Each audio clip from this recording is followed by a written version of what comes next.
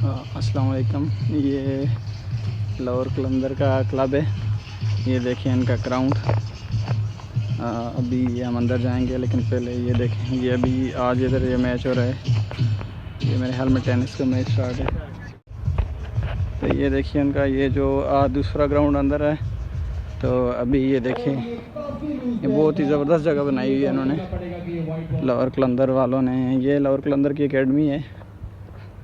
तो ये देखें भाई, ये अभी मेरे मामू का बेटे वो आगे निकल गए उनके साथ। मुझे सिक्योरिटी वाले ने रोक दिया था, आईडी कार्ड चाहिए था, तो ये लोग आगे निकल गए।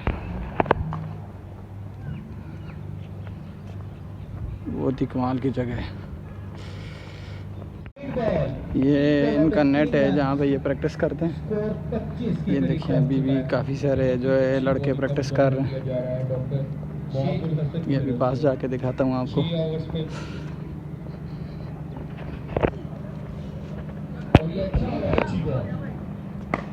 ये देखिए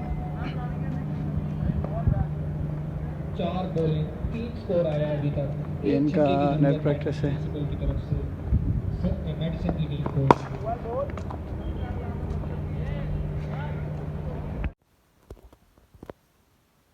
ऑफिस बनाए हुई है नीचे, कमीशन ऑफिस हैं ये इनके।